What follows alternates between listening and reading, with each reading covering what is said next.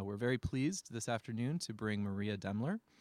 She is the Director of Admissions at Temple University School of Medicine, and Ms. Demmler is going to present on writing your personal statement. So without further ado, let me hand the floor over to Maria Demmler. Thank you, and welcome to the conference. I'm pleased to be able to speak with you today. The original program was titled How to Write Your Personal Statement, but I felt it would best be writing your personal statement, not a how-to guide, but really some things to give you to think about as you're developing your personal statement. So when writing your statement, medicine's really a helping profession. It requires a human element for effective patient-physician interactions. And so your personal statement is really an opportunity for you to tell us how you've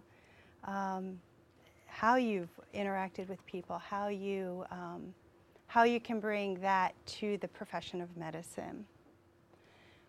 Each applicant has their own story.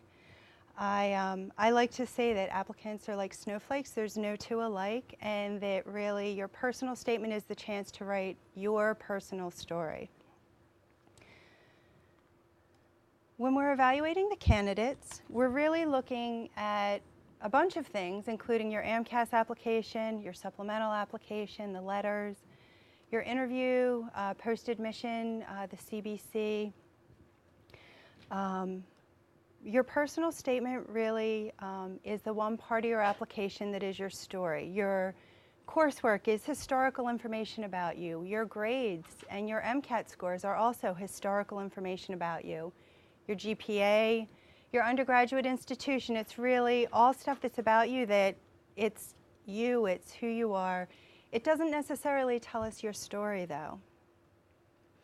Additional information that you can provide that helps us learn a little bit more about you is the biographic information, misdemeanor and felony and institutional action, which are all self-reported, is also available on the application. But when we're selecting candidates for interview, we're really looking at the AMCAS application, the supplemental, and the letters of recommendation. And having a strong personal statement really helps us understand your story.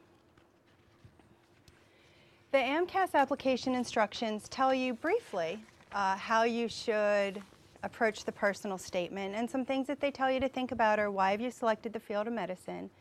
What motivates you to learn more about medicine? And what do you want medical schools to know about you that hasn't been disclosed in another section of the application? It also encourages you to talk about special hardships, challenges, or obstacles that may have influenced your educational pursuits, but also you can give commentary on any fluctuations in your academic record that aren't explained elsewhere in your application. I will tell you that not to dwell too much on some of those fluctuations in the academic record. Your story should not just be about the difficult semester. It can be part of your story, but it shouldn't be the whole focus of your story. I realized in my last session that this should be the last slide, because a lot of people came back to this, but 5,300 characters, that's the amount of space you have on the personal statement. It's about one page, and I will tell you, you should not do a character count until the very, very, very, very end. Don't worry about filling it or trying to make it fit within those 5,300 characters from the beginning. Your personal statement is really the opportunity to tell your story. It pieces who you are together, and really it's your chance to, for you to tell us about yourself so that we want to meet you. Because it's really your story that we get to hear, and then we want to meet you and hear more about your story. And it should be written by you. There was reference in one of the panels this morning about some of the services out there that write your essays, and we really encourage it to have it be your story written by you. These are some of the words that when we're looking at physicians, this is what we want in our physicians. This is what we want in our medical students. Conveying this in your personal statement will help us understand how you can fit into the profession of medicine. They're important skills for every aspiring physician to develop so that you can provide the best care for your patients. So, if you're applying for 2012, after these 2 days, you're going to leave here and you're going to be very excited, very motivated. You're going to hear from some great speakers. I'm sure you've already heard from some great people, and you're going to hear from more great people over the next 2 days who are really going to say, yes, that's what I want to do with my career in medicine, or this is why I'm choosing the profession of medicine. So my recommendation is to start your first draft now. Draw from your experiences, harness the excitement and energy that you have after this conference to really start jotting down some thoughts about why medicine for you. Don't put a character limit to it. Again, that I learned in the last presentation, the 5,300 should probably be my last slide, because really do it without boundaries, without limits, but really tell your story. If you'd like to storyboard, what are some of the important things that impacted your life that put you on the path to pursue a career in medicine? Have those as major themes, and then you can fill out the story in between. In the beginning, I know sometimes we try very hard to write that perfect first paragraph or that perfect last paragraph. That can be done at the end.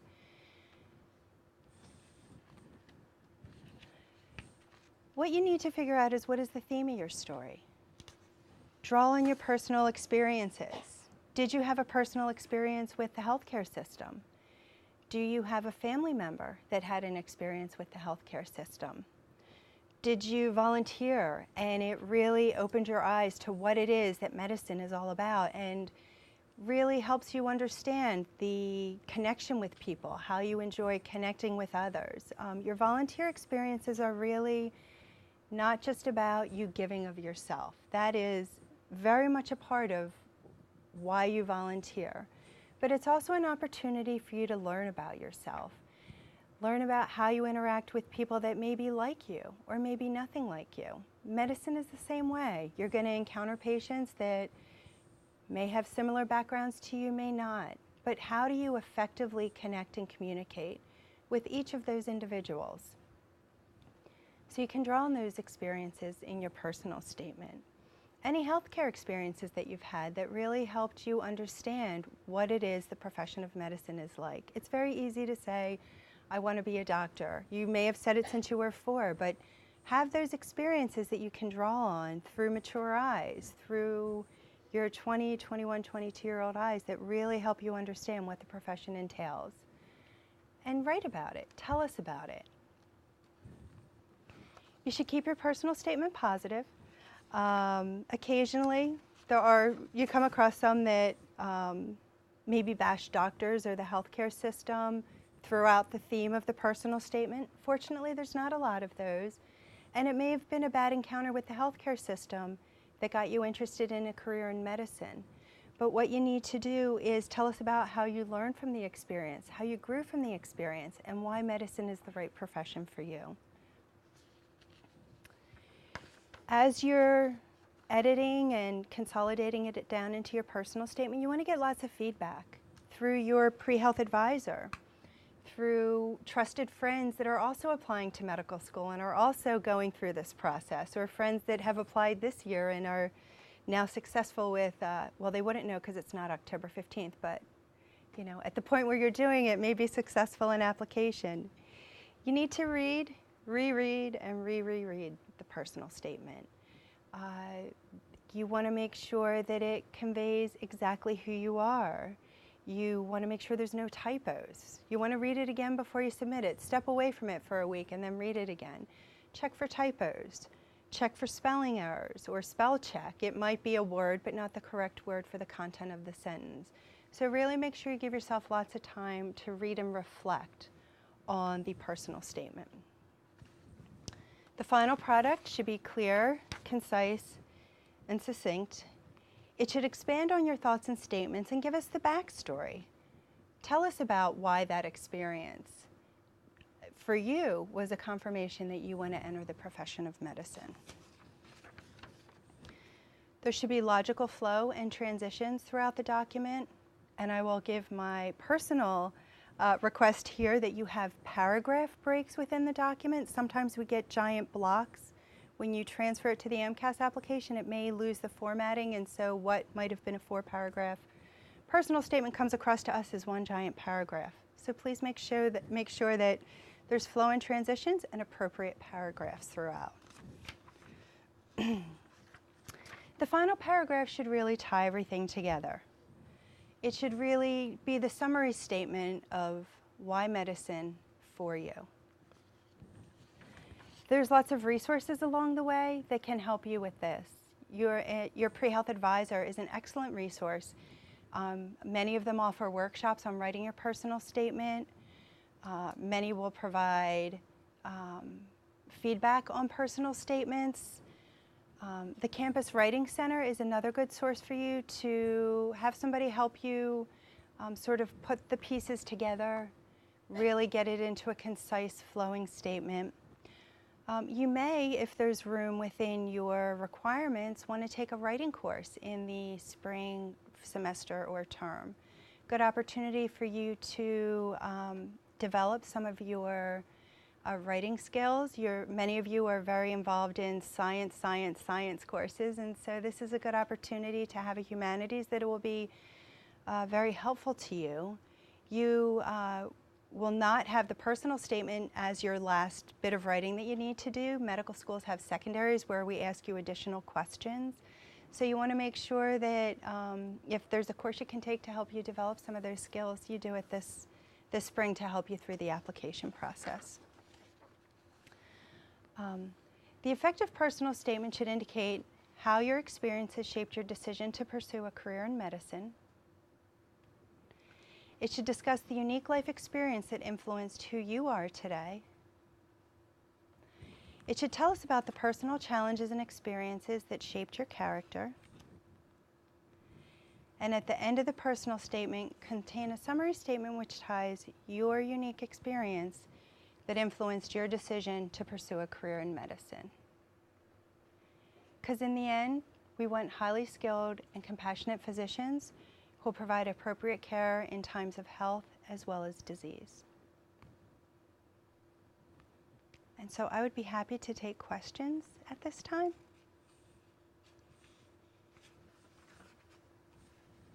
Ms. Demmler, one question about the personal statement that oftentimes comes up is how many stories should a student include? I've read personal statements of students of mine that have almost started with I was born in a log cabin in the woods of Illinois, and how far do you go back, and at what point should a story be incorporated, and is there a point at which too many stories are incorporated? So that's where the drafting, the storyboarding is important, because you may find that there's 4 major stories to your life, and when you read it all and you start to put it together, you may realize that one of those stories isn't as important to the why you for medicine statement, and so you may want to remove that. There are applicants every year that their story begins very, very young, and there's others that their story begins later in life. So I guess it's really dependent on the individual and where their story really begins. And it doesn't end, because medical school is really part of your journey to becoming a physician. So if it starts very young, it's appropriate, and it can be tied together to everything else. Having distinct stories that have no theme or that don't really tie together don't help us understand why you're interested in a career in medicine. Let me actually follow up with that, since you mentioned theme. And I know that theme is an important element of the personal statement. What themes have you read in personal statements that were very effective? I guess themes that conveyed a learning, a growth, and an understanding of what the profession of medicine entails and how your individual experiences tie together with that.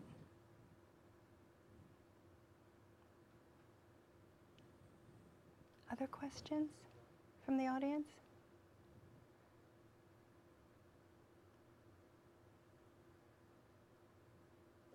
question. Oh, sorry. I do have a question from our Twitter feed. Okay. I've never answered a Twitter question. It's no different. Does it have to be answered in 140 characters or less? That's very good. The question is related to something that you mentioned about writing about something negative in the personal statement, either a fault or a failure, either with yourself or with some aspect of the profession. When is that appropriate? And and we oftentimes hear students who wonder whether it's appropriate to talk about the D that they got in organic chemistry, or the negative experience that they had being treated at a hospital or in a clinic. Are those ever appropriate to discuss? And if so, when and how should they be built in? They are, but they should not be the theme of your story. It's part of your story, and I think taking the growth and the learning, for instance, a bad semester, how did you turn that around? What changes did you make in yourself? How did you look at yourself and see who you were in that moment, and how did you become a different person that had a more positive outcome? I think that's what we're looking for. It shouldn't all be about the bad experience in the classroom or the bad experience with the healthcare profession. But really it should be, how did you take that experience as a learning experience and then make it something positive? Because occasionally there are statements that really dwell on the negative aspect of medicine, and I want to do it differently. And they're very, very few, but I don't know that that person has learned from the experience or has taken something from that. You're not going to enter medicine to change the profession. You're going to take your experiences and use them to help you in the profession.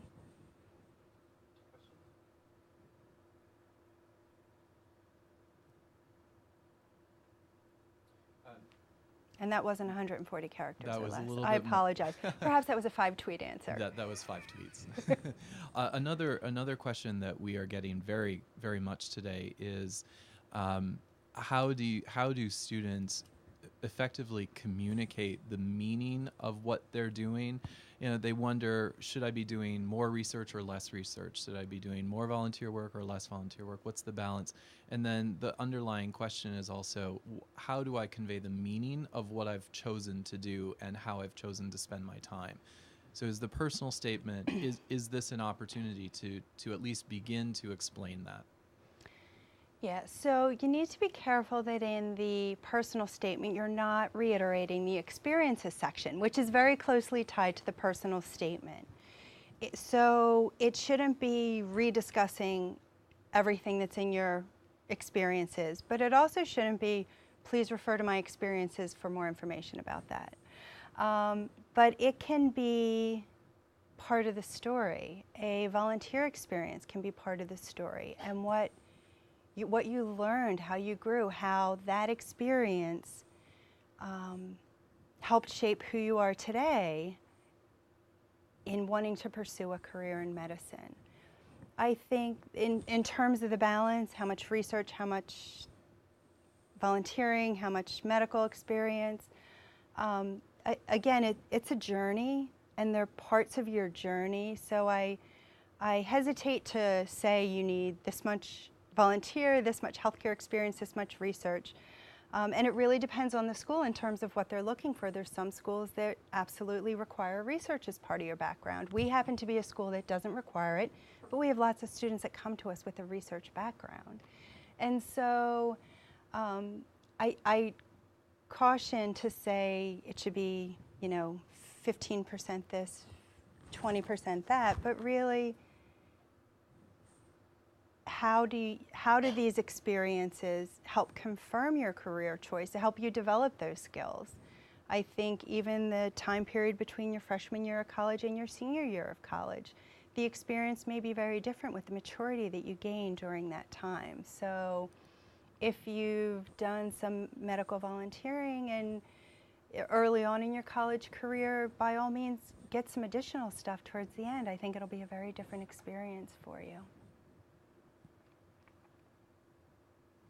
Another question that's coming in is, so we all want to know what are some bad personal statements that you've read, and what made them bad? Was it just bad writing, bad storytelling? Was it personal statements that weren't personal?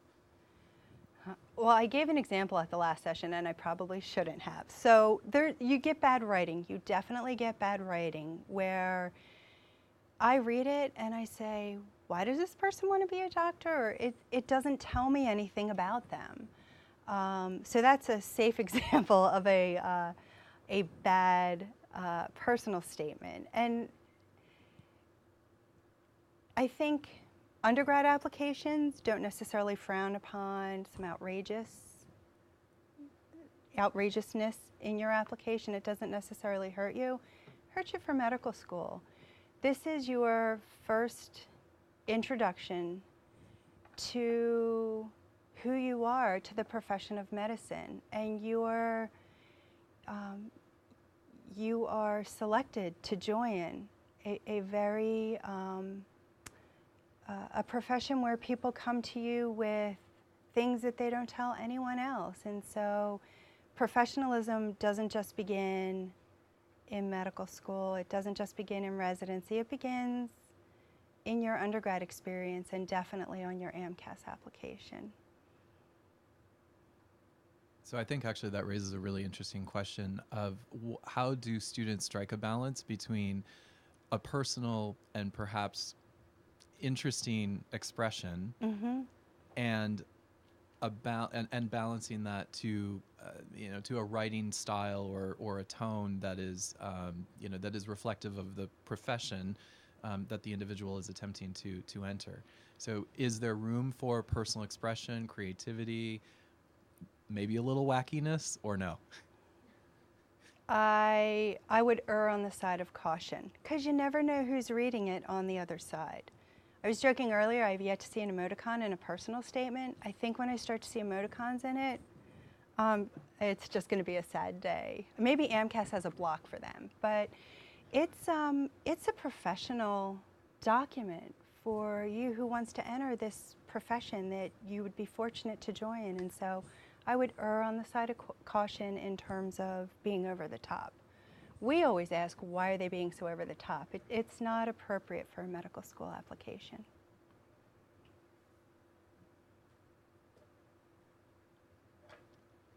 Yes? So kind of along that note, what would you say to attempting humor in your personal statement versus trying to have a more sort of, I guess, straight, emotionless message? It is advantageous to try to work humor in as opposed to different types of other emotions? So the question was using humor versus having a personal statement that doesn't have emotion. Was that the essence of the question? Because I don't think you're one or the other. I think humor, it depends on the humor. I think, again, there may be funny stories along the way, and but in terms of using humor as a theme, I would not pursue that as your theme. I think that you can have a professional, well-written application that conveys a lot of emotion.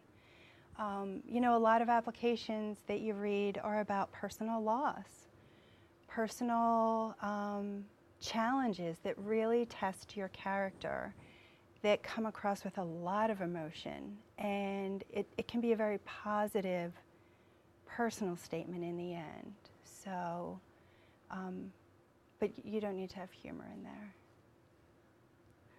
Yes?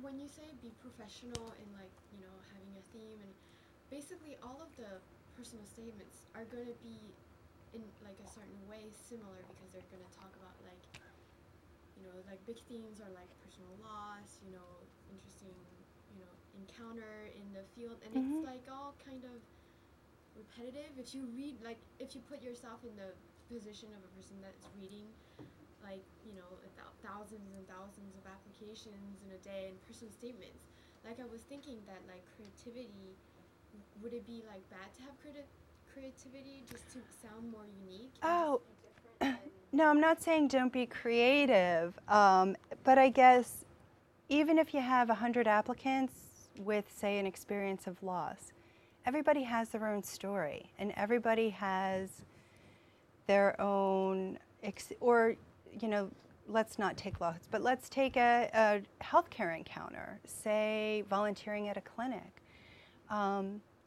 That impacts each individual differently. And so you may, as a result of that, find from those 100 people 100 different stories.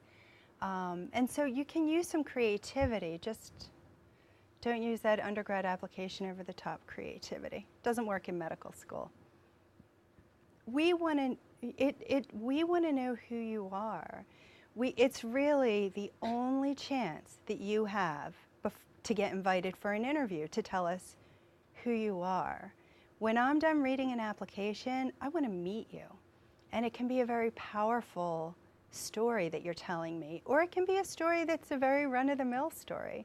But I think how you tell us your story, combined with your experiences, can really put you in the invite for interview versus do not invite pile. Okay. Other questions? I have a question then. Sure. So for the personal statement, how long should a student expect to craft, rewrite, edit, think it through? How long does that take? It takes longer than you think. And so I think sometimes people don't appreciate how much time it takes to even do your AMCAS application. For those of you that haven't done one yet, entering those courses one by one, what's the course number, the course name, what category is it in, what was your grade, semester hours, takes a very long time to craft an AMCAS application. I think that the personal statement is something that you can essentially copy and paste. And I think this weekend will motivate you so much towards a career in medicine that you should start working on it now, when you really are thinking about all the themes that have been discussed this weekend. And you don't need to craft an entire statement, but just start writing some thoughts. Why medicine for you? What's your story about? And you may find that your beginning product and all your different storyboarding, this is all part of my story, only a few of them emerge in the final document. But don't feel like you need to limit yourself in terms of character or space or your story. Sort of put it all out there in your drafts and then work it in. And you'll find that you find the themes as you reread your different stories. And students are wondering about how to approach the personal statement if this is the second time of applying to medical school. Is there an appropriate way of addressing that in the personal statement, or is there another time in the application process to address that particular reality? So my first answer is, don't use the same personal statement from the year before. Your story may be the same, but there's been an additional year that's passed. So while the theme to your story may be similar, it should be different. You're a different person.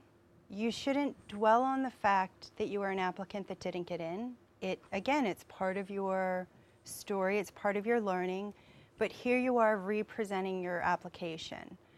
I can go on for 12 tweets about what you should be doing in reapplication, but in terms of the personal statement, it should be different. Again, the themes may be similar, but there's more to your story now, so make sure you tell us more of your story. Yes? So should you address the fact that you didn't get in the first time, or should you just... I see reapplicants that don't mention a word about being a reapplicant and have a very different personal statement. Perhaps they didn't tell their story well the first time. Perhaps they told their story well, but there were other things that improved in their application in the interim. So it's okay to talk briefly about how you're different, but again, it shouldn't be the theme. Yes? Since you're an expert in admissions in general, Oh, I don't know about that, but. I'll ask a question that's a little bit maybe removed from the personal statement, but Okay. related. You mentioned tweets, so I'm going to assume that you know a little bit about it. We have a microsite where I tweet. I'm not very good at it yet, and I have 5 followers on the admissions microsite, but maybe I'll have 5 Well, after you're gonna today. do a whole lot better after this. I need to learn how to tweet better. The question for you is, how much do you look at the social media public profile of any of your applicants? Do you ever Facebook them just to see what you'll find, or Google their names, or anything like that? No. I have about 10,000 applications a year, so I don't believe any of our committee members do either. I'm sorry, did I need to repeat the question? Do we check social media was the essence of the question. And the shorter answer is no. We have almost 10,000 applications, and so it's not part of our normal admissions processing. Do you have any advice for folks that may carry a certain profile publicly while applying to medical school? So 10 years ago, it was the outrageous email addresses that made us go, but now y'all learn to have respectable professional email addresses and a completely separate one for your med school application. I think there's, over 100 schools. I can't speak for every school as to how we do or do not use social media. My advice would be not to have stuff online that you wouldn't want your grandmother to read, to have high privacy settings, because you're right, there may be a school out there that Googles or Facebooks, I don't even have time for that, but so have high privacy settings. It's very interesting today. I could go on about this, but you guys have grown up very differently. Your life is out there, and your life is out there forever, because I went to college before there was Facebook and all that stuff. So, my past life is my past life, and, that's a good thing. So I would be very cautious in what you sort of put out there in the public domain of who you are, because you don't want to ever look back and say, oh my gosh, I'll never get rid of this. This is always kind of attached to me. So use caution. I think the grandmother analogy, probably, if you don't want your grandmother to see it, don't put it on Facebook or tweet it or anything like that. Medical schools take professionalism very seriously, and your behavior everywhere, not just in the classroom or not just on the floors, is very important. You never know who you'll encounter in that physician-patient interaction. Well, we're going to wrap here, and I can guarantee you that there are about 100 tweets going out right now about professionalism. That's a whole nother topic. It's a whole nother topic, one that I'm sure we'll discuss much over the course of this weekend. Well,